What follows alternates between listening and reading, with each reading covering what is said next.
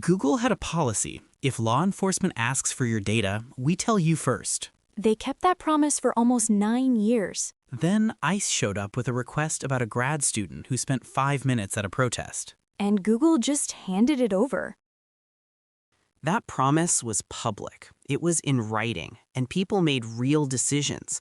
What to store in Gmail, what to search for, where to take their phone, based on the belief that Google would give them a heads up before their data went anywhere.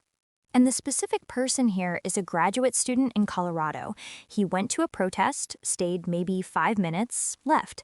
Months later, ICE issued a subpoena to Google for her account data, cert history, location records, emails, the full portrait that Google keeps on anyone with a Gmail address.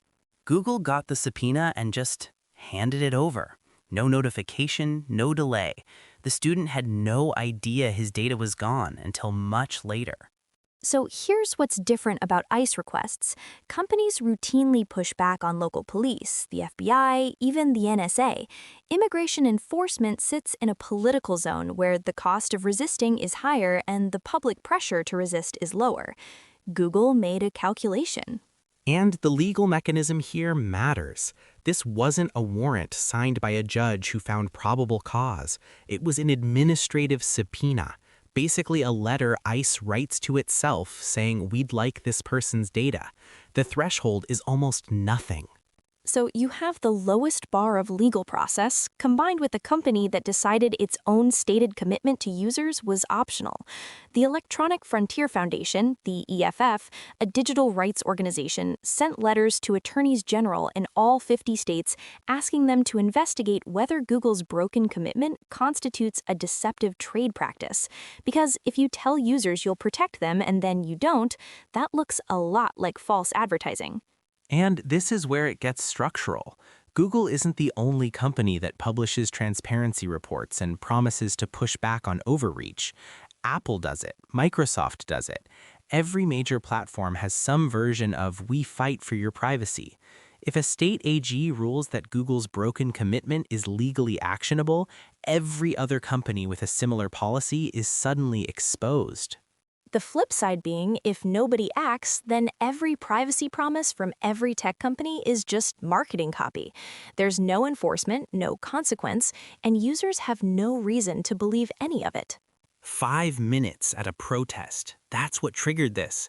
Not a crime, not an arrest, not even an investigation that went anywhere. Just presence, captured by a phone that talked to Google's servers, which talked to ICE when ICE asked politely. And the student only found out because someone told her. Google never did. Meanwhile, someone is very confident productivity is up. Someone who isn't doing the work.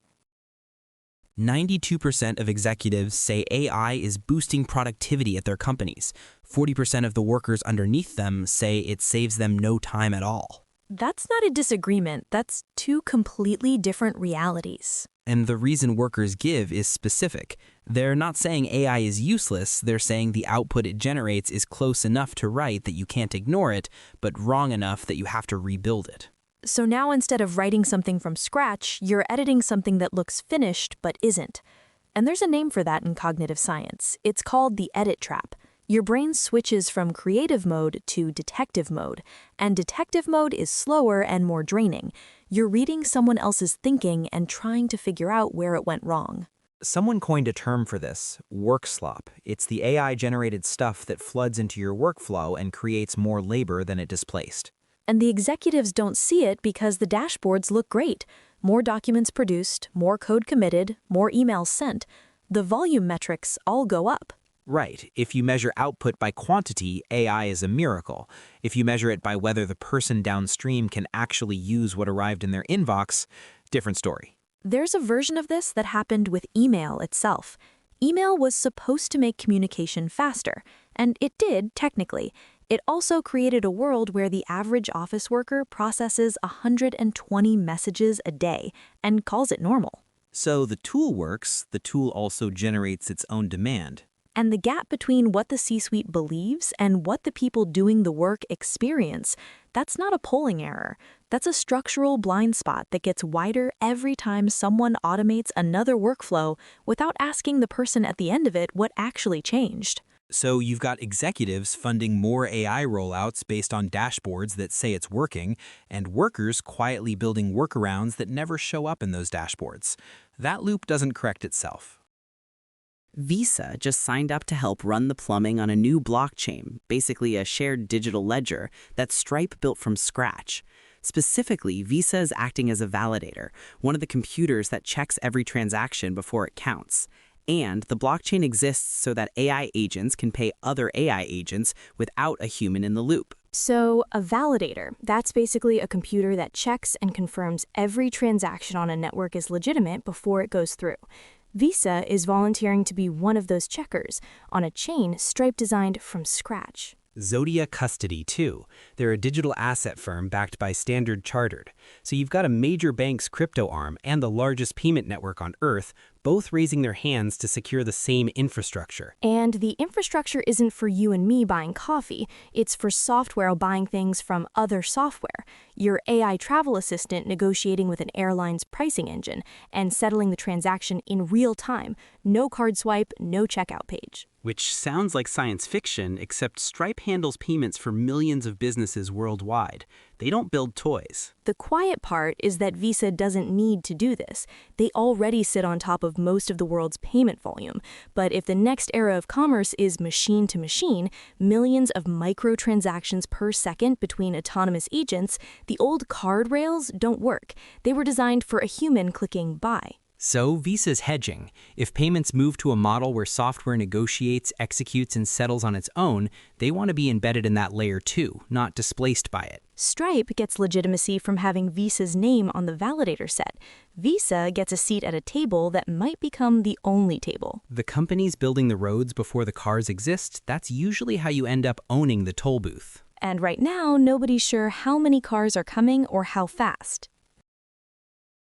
4 astronauts just splashed down in the Pacific after traveling farther from Earth than any human has since 1972, lunar distance and back. The mission was partly a test of a heat shield that had cracked on a previous uncrewed flight. Nobody knew if it would hold this time.